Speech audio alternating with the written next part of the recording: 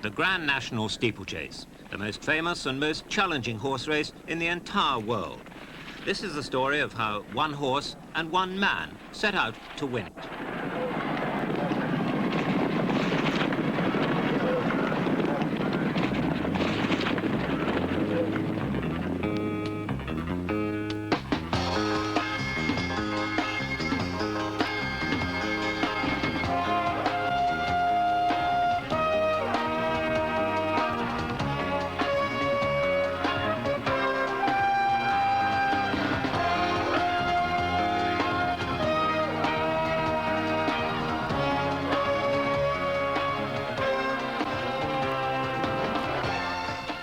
March the 18th, 1971, Go Cup Day at Cheltenham, the haven of British national hunt racing, a place where each year in the third week in March, racing men from England, Ireland and even further afield meet for a famous festival.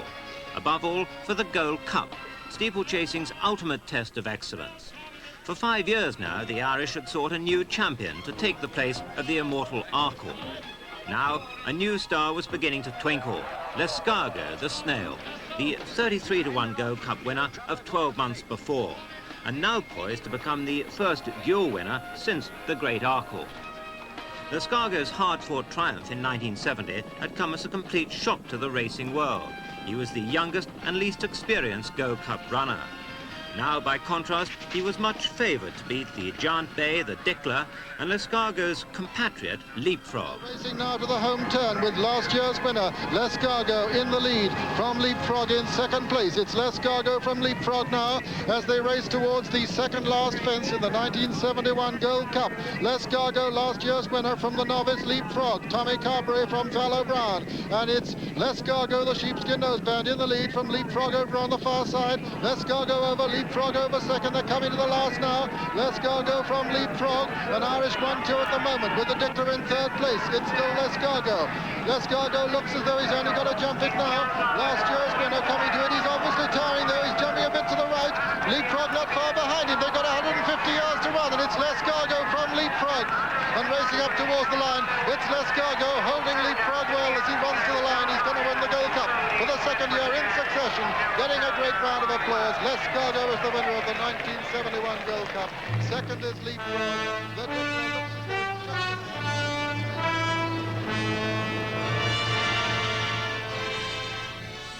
The name of L'Escargot and jockey Tommy Carberry were the toast of Ireland, as was L'Escargot's trainer, Dan Moore. But for the horse's owner, former US Ambassador Raymond Guest, there was another race, unique in sport, that was more important still. The Grand National at Aintree, a life's ambition for so many a true horseman.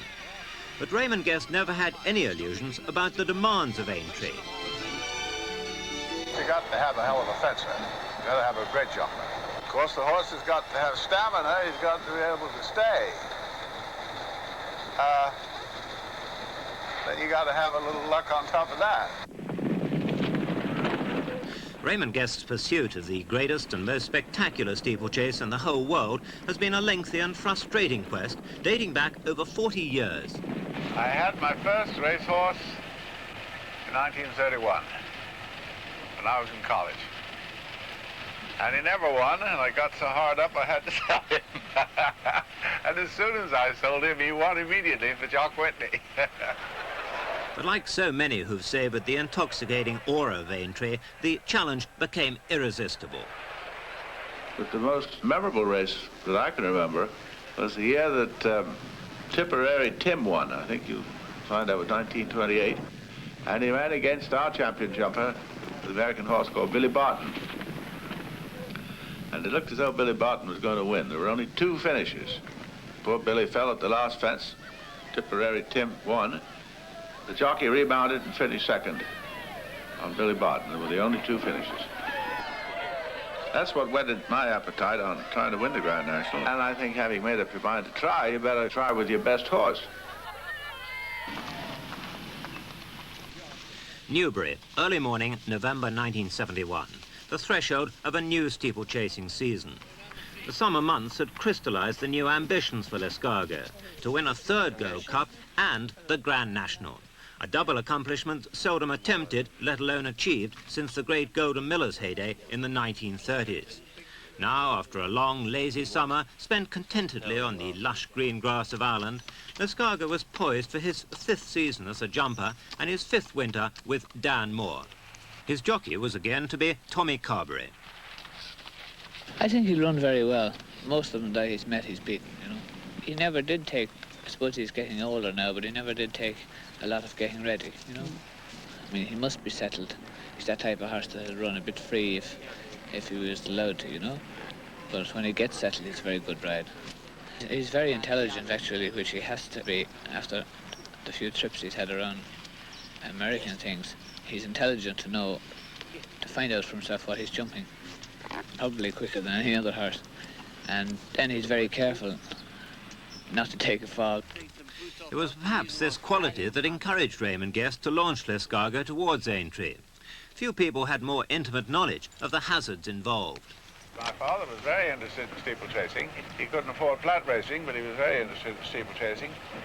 I remember particularly a nice horse he had called Coco. And Coco was in the Grand National about 1928, I think. Same year as Easter Hero, another famous horses.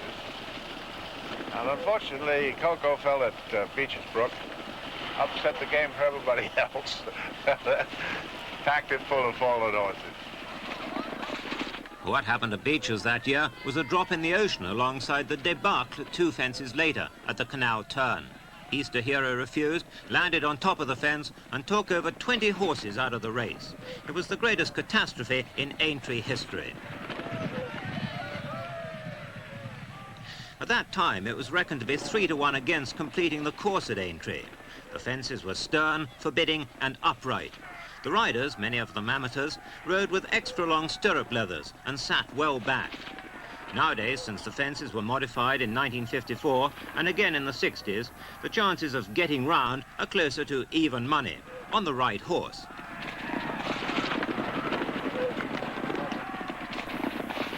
I brought a horse over called Virginius in 1952. A very nice American horse. And I thought I'd faint when he fell at the first fence. Hard Royals down, and Rendezvous and Virginius.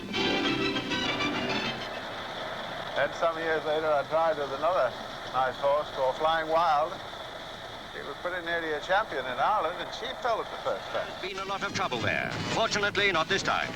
Led by L'Empereur, Peacetown, and Purple Silk, they're all over safely except one, and that's Flying Wild, the mare. We'll watch that again. Well, I've been trying ever since to win this race for 20 years now. For an owner, there are 2 ways of winning the National. Either you can buy a made or experienced horse whose previous owners prepared to sell at the inflated price that the approach of Aintree always inspires. Or you can do it the way that Lescargo was bought. Search for a raw, unbroken 3-year-old, hiding away, quite untried, probably in a field in Ireland. I was serving as ambassador in the summer of 1965 in Dublin. And I heard there was a sale of young horses that hadn't been broken or been trained at all. And I went over there and I saw this rather striking individual, young 3-year-old. He was well bred. He's by Escar, who was an exceptionally nice French stallion that came to Ireland, out of a mare called What a Daisy. I didn't know much about her, but we know now that she was the mother of a very fine horse called Have a Go. And I wanted to get the name Let's Go, but that name was taken. So I thought of Escar and Go, and it seemed natural to call him Lescargo. I was lucky to get the name, but I've had a lot of fun with him, and he's been a good friend to me. At his stables near the Curragh, County Kildare, Dan Moore was soon well aware that they might have bought an exceptional horse. I'm so hopeful that that makes me frightened. When trying to let Mr. Guest know how the horse is, I'm always waiting for another day, because when I write to him and post that letter, I know that within 3 days I'm going to do something with him that just might prove wrong. But there is that sort of time delay in sort of training him, and I hate ever putting in a letter, you'll win don't worry, because before that letter has got to him, he'd broken a leg or something, which thanks to God he hasn't.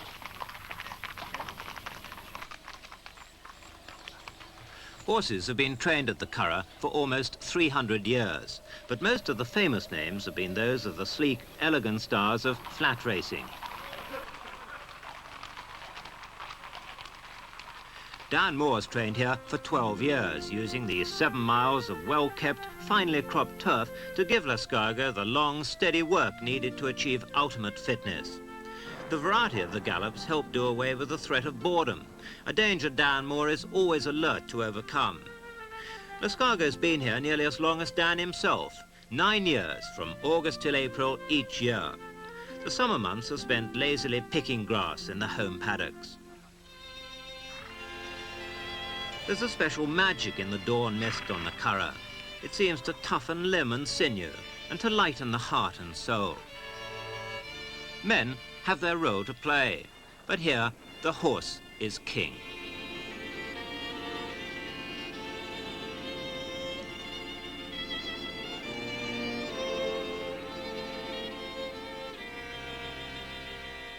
For over 30 years now, Aintree has never been far from Dan Moore's thoughts, as Raymond Guest knows well. Well, I'd like to see Dan win it, frankly, because I remember one year he was narrowly beaten by the winner. Dan Moore was riding Royal Daniele, 1938. 2 Irish horses lead, Royal Daniele and Workman, whose jockey has lost his cap. Battleship, the smallest horse ridden by the youngest jockey, is a close third. Workman is tiring. It begins to look like Royal Daniele's race. But in the run-in, Battleship closes on Royal Daniele stride by stride. Critics said before the race that he was too small, but here he is on the left, neck and neck with his rival. And few but the judges can separate the two as they near the post in a terrific finish. It is Battleship that wins the most thrilling national in years.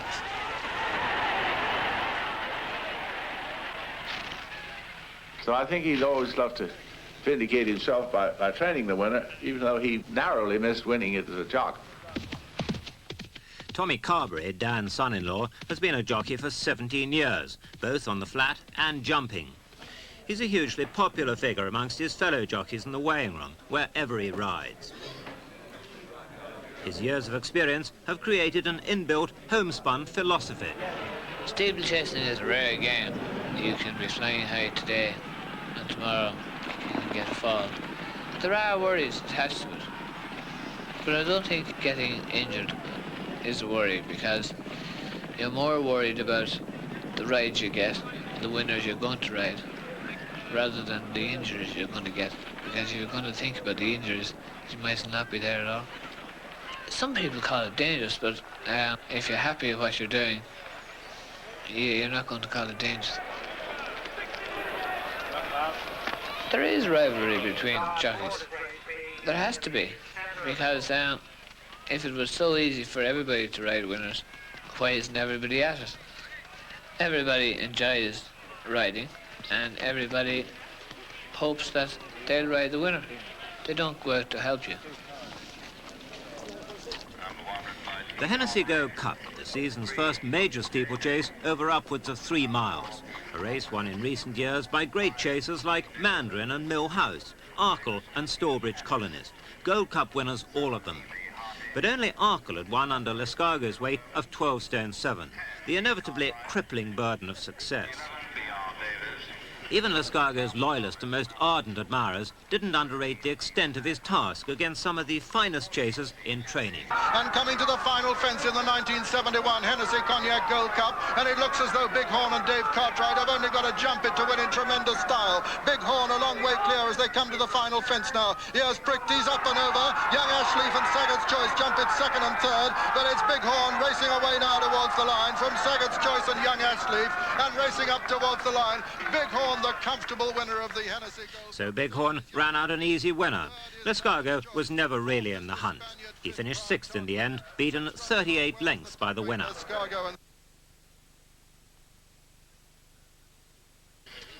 But racing folk can always rake the tiniest glow of hope from the ash and the embers. You hit that one very hard. Yeah, hit that hard, yeah. He's all right, perfectly all right. Right, Johnny, look out from there. Jump too big. Then he jumped 2 or 3 slow and that left him out of it.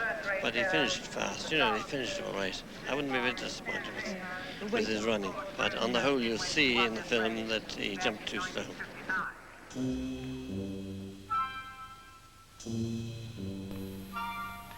Lambourne at dawn. And while Escargot, back in his native Ireland, proudly wears his crown, here on the Berkshire Downs, men and horses are determined to wrest it away. There's one such amongst Fuke Warwinstring, that chestnut powerhouse, the Dickler. Behind the glamour of the big occasion, here on the sweeping downs and the bitter cold and the crackling frost of the early morning, the way is paved for the day when thousands gather to see their heroes race. The men who groom and ride the horses, in fair weather and foul, are the unsung heroes, the ramrod backbone of national hunt racing. The work is long, steady and controlled, exercise under restraint, the supreme effort kept in reserve for the big day on the racecourse itself. The young horses, perhaps the stars of tomorrow, are taught to jump, taught good habits by fine horsemen with gentle hands and a schoolmaster's firm touch. In Ireland, they say a horse isn't properly schooled until he's jumped on a bank and stood on it long enough for his rider to light his pipe. In Berkshire, the schooling's more conventional, but nonetheless vital. It's all part of the steady build-up over weeks and months and even years that leads a horse and the men around him on the long path to Cheltenham and to Aintree itself.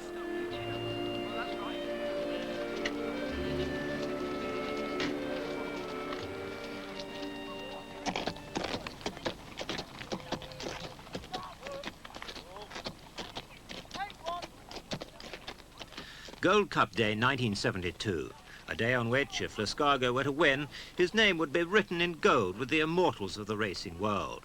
Golden Miller, Cottage Rake and Arkle himself, the only horses ever to win 3 Gold Cups. Today, even Aintree and the Grand National must take second place. Certainly the National, with its fearsome fences and unpredictable hazards, is the sport's greatest challenge.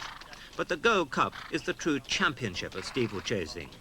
Unlike the National, it's a sheer test of merit at level weights, national hunt racing's most prestigious event. Escargot's approach to the race had followed the same pattern as the previous year. He hadn't won a race throughout the season, but this was his first major target of the spring campaign, and Dan Moore had produced him at concert pitch. The going was certain to be soft, a factor far more to his advantage than to that of the favourite, the great Australian chaser, Crisp. It was simply a question, was Escargot as good as he was 12 months ago? The Dickler leads from Glencarrig Lady. Escargot is moving into second place to challenge. And it's Escargot, Glencarrig Lady and the Dickler. Those are the 3 leaders. Into the second last now. The Dickler over in the lead with a good lead of a couple of lengths from Glencarrig Lady. Then comes Crisp and Escargot. Then Royal Toss running on. But this wasn't to be Escargot's year. This time, when the cards were down, the spark was missing. And now, as Escargot faced that stern old climb from the last fence, the extra power and determination seemed to have ebbed away. This day, it was others who found the strength and stamina. In the end, it was 4th place that he fought out with a horse he was to meet on another famous day, Crisp. 3 weeks later in the National, worse was to come. At the 3rd fence, he was knocked over and out of the race.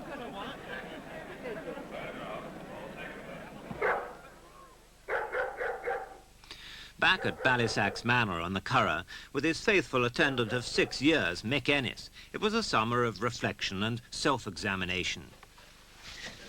He's like a well-trained baby. You get them in on a routine, you know. It's very good.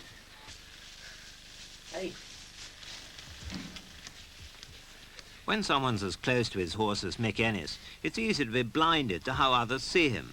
And for the racing world, Escargot had just completed a disastrous season, although he seemed less worried than anyone. He more or less stays to himself.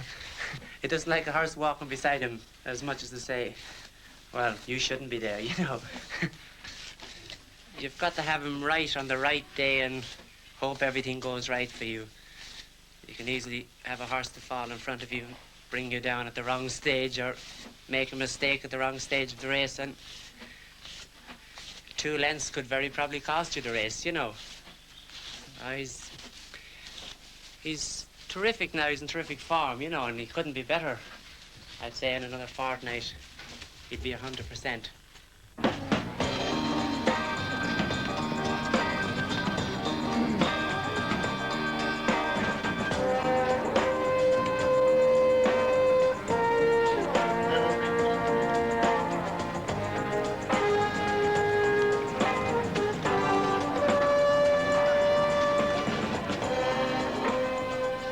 Autumn 1972 and the birth of a new season. Old faces and old friends, the old routine in familiar surroundings, but new races to win and targets to pursue. Disappointments to be forgotten, like last year's Grand National, for which in the end Lascargo had started favourite. Some old rivals and some newly met. Fences to jump and hopes to be fulfilled. For some, there was a nagging doubt. Was Lascargo still as keen to race as he once was? He certainly seemed to have lost the knack of winning.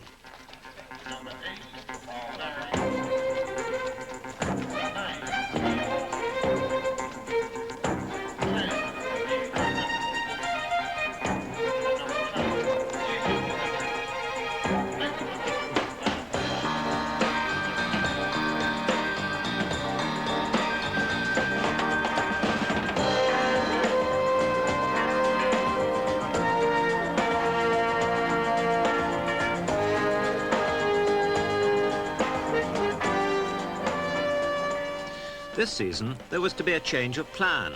The Go Cup was now just to be an incidental stepping stone on the way to Aintree. New stars looked insuperable in the Go Cup with their speed and youthful zest. But the Grand National, that was a different challenge.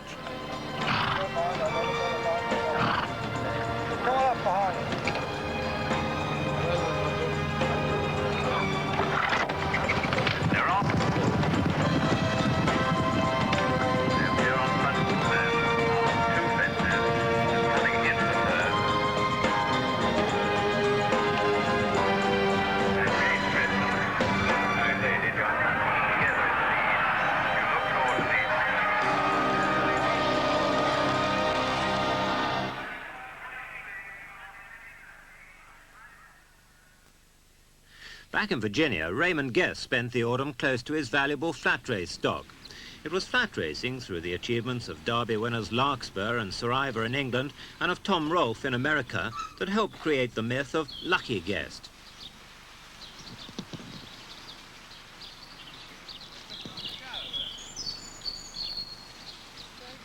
What's he by, Raymond? Keaton. Keaton's about the first good horse I ever had. And his mother, Tessione, who's by Hyperion. Hyperion is the most celebrated horse that the British ever had. He won a Derby and everything else. I just hope this guy is half as good as his pedigree. He looks a little small, but I think he's all right. This is the mother. The mother's a stakes winner of $50,000 himself. Rejoices in the name of Color Me Blue. I've never heard of that sort of a name for a horse. But she's a young mare. She's only 4. This is her first foal by the immortal Secretariat. Can you run, boy? Can you run? Cyrus, what color is he going to be? Be roan, I believe. Just can't tell if he's going to be grey or if he's going to be roan. A lot of grey, too. In fact, like so many so-called lucky owners, Guest has always aimed to create his own luck. The great Sir Ivor was the outcome of buying the best, teaming up with the best trainer, and employing the finest jockey in the world, Lester Piggott. Guest wins in the Epsom Derby, first with Larkspur in 1962, and then, 6 years later with Sir Ivor himself, were matched only in terms of achievement by Lascargo's successes under National Hunt rules. The secret? Deep study and inspiration. Well, my lady, what have you got to show us today? Well, it's a nice article in Spur magazine, and here's a picture of Tommy Carberry as he's pitched over Lascargo's neck. Looks as though you're getting a mouthful of horse's ears. Guest's big race successes and the emergence of Chieftain and Sir Ivor as successful stallions have meant that his flat racing operations have not been unprofitable.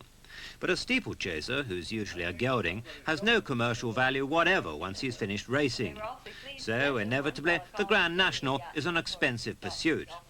Apart from the prize money, there's no possible financial return. It's simply sport for sport's sake. Lescargo's assault on the 1973 National was a bold attempt in a vintage year. Crisp and Red Rum had fought out a classic duel in a race which beat the existing record time by almost 20 seconds. Lescargo was an honourable third under joint top weight of 12 stone. It was a vast improvement on the previous year and the closest yet that Guest had come to winning the race. But so near was still so far. Well, I think it's the most difficult race to win. I'm sure that besides having an excellent horse, you have to have a bit of luck. But still, you can't win them all.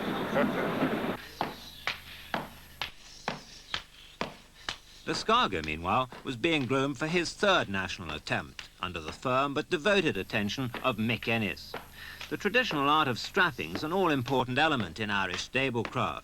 It tones the muscles and generates well-being. Come on, son. Up.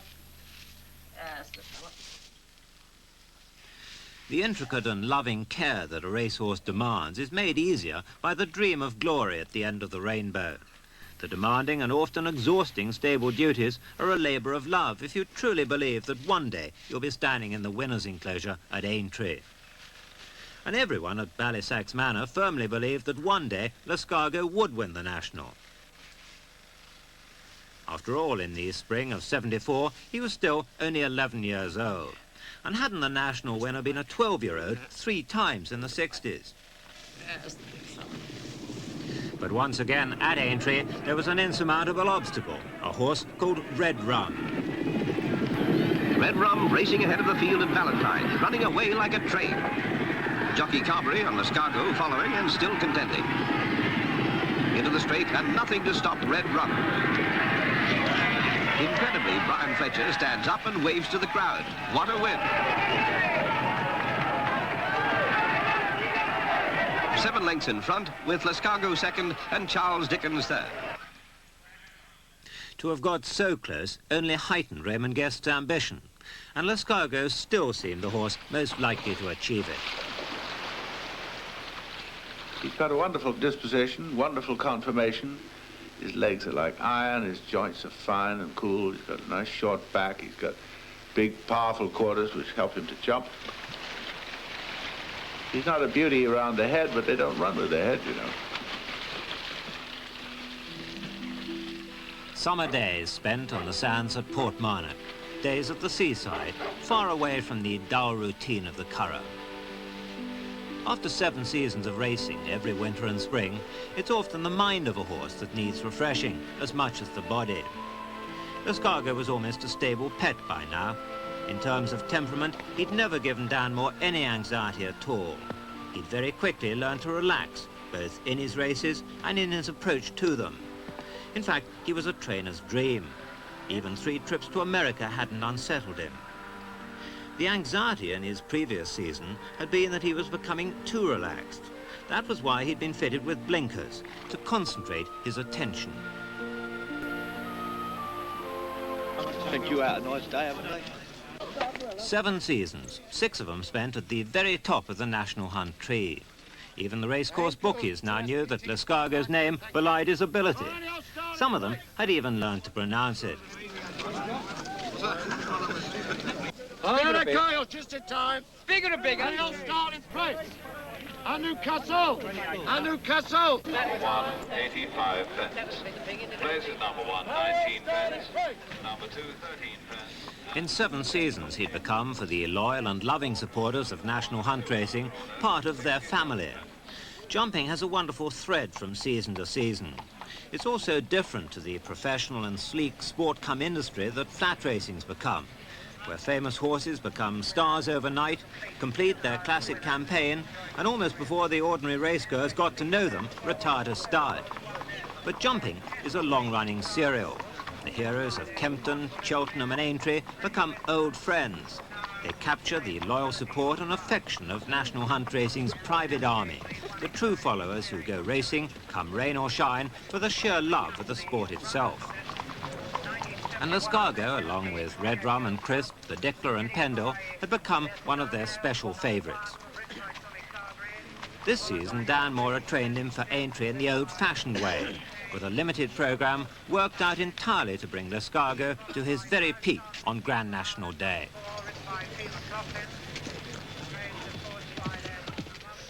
The race in which Dan Moore ran him at Cheltenham, the 2-mile champion chase, was over a distance far and away below his best, but it was a perfect stepping stone to the Grand Nationals 3.5 weeks away.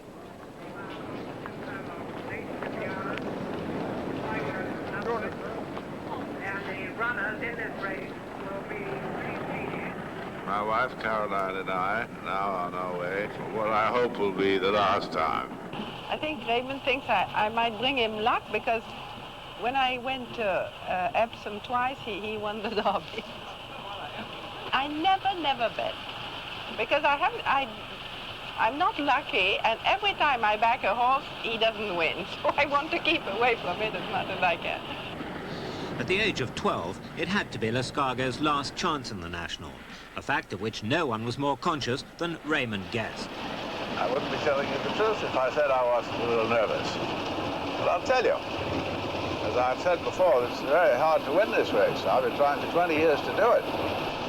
But I can just tell you this. I've always had a sort of a nightmare that in my dreams I used to think that he might get over the last fence first, but that some lightweight would run by him in the home stretch, because it's a long stretch on the flat. It's half a mile.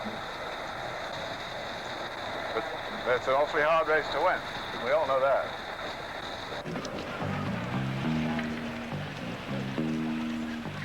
April the 5th, 1975, a day on which millions felt that history was to be made, with Red Rum seeking his 3rd successive Grand National. Tremendous support in the last couple of days for the horse who's almost as regular a tender here now as Red Rum, in fact even more so, because this is his 4th Grand National. L'escargot, the Irish challenger, he was knocked over in his first National. He was 3rd 2 years ago, he was 2nd last year. The stage was set. Now it was up to fate. And back again to Brian Fletcher and Red Rum, heading the exit of the 31 horses for the 1975 National. Behind him, Tommy Carberry, 33 years old, on his 11th National partner, L'escargot. The starter preparing to mount his rostrum, in fact, going up now. Feel Free has his back to the tapes. When he turns, they'll just about all be facing the tape. And they've gone. Spitting Image just a little bit slow. Southern Quest a little bit slow. And as they race down towards the Melling Road, Junior Partner is one of the first to show. And it's Simulator and Junior Partner as they come to the first. And we join John Hanmer. Simulator in the lead with Feel Free in 2nd place. Danford Brigg close up on the inside. So too is L'escargot. So is Junior Partner. One of the back markers, Rough Silk, jumped it slowly. Ragtrade jumped it slowly. The faller was Shane Man, the only faller at the first, but his rider is up very quickly, and Simulator leads over the second from Danford Brigg, and Junior Partner is down, badly interfered with Glen Owen. But as they go to the 4th, it's Simulator from Feel Free, Danford Brigg, and over to Julian Wilson. And Simulator's down on that one, and that leaves, and also down is Rough House. Rough House is on the floor. Another faller at that one I can't see, but as they come to the next, it's Feel Free from Danford Brigg towards the inside, and these two are clear. That's the 5th fence, and they're over it. Feel Free from Danford Brigg, then L'escargot.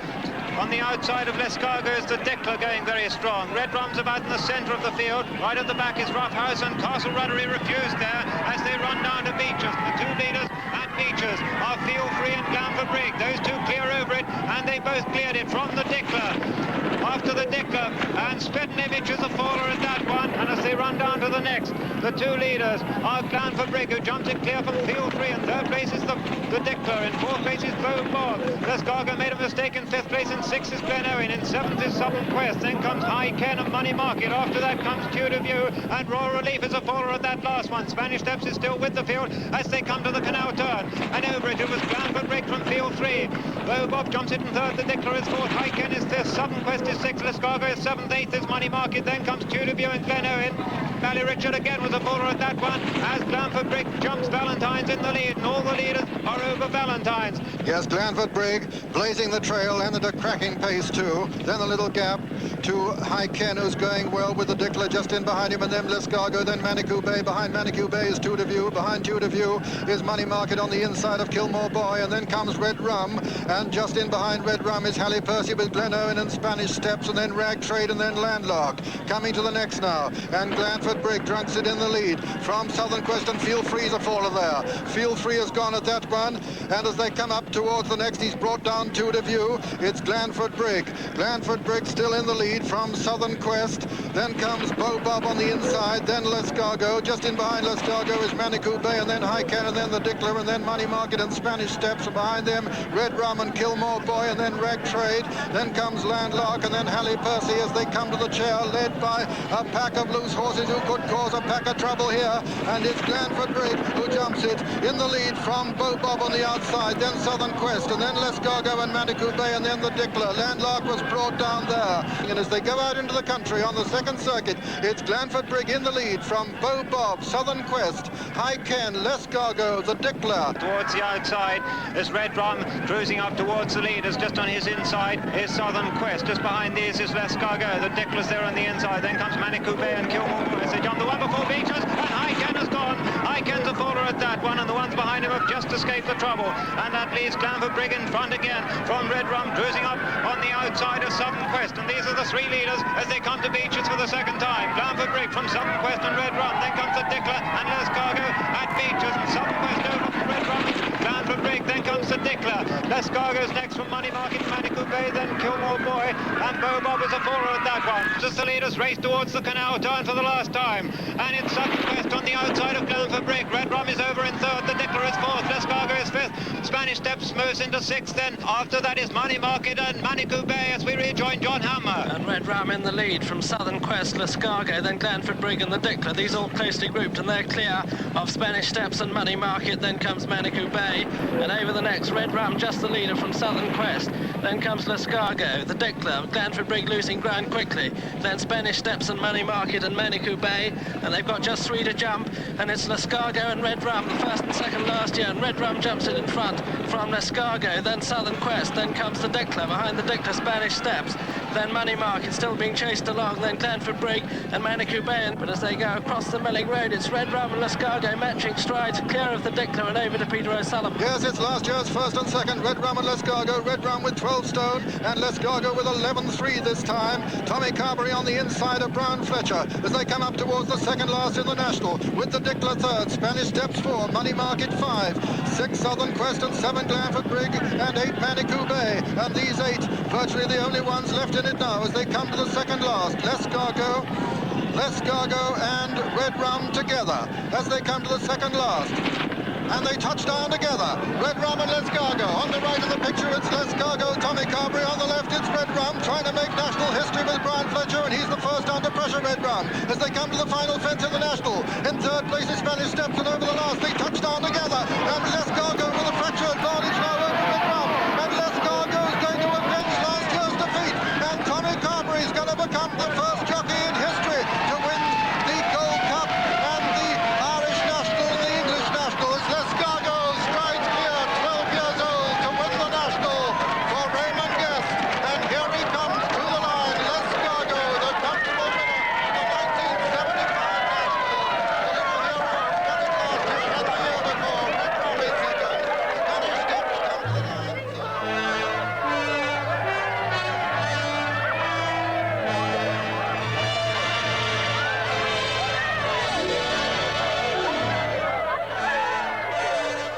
And here is the winner, Lescargo, the winner of the 1975 National. And Red Rum has gone down fighting. What a really notable training achievement by them. To keep this old veteran so fresh. He's a dual Gold Cup winner. And now he's done what no horse has done since Golden Miller in 1930.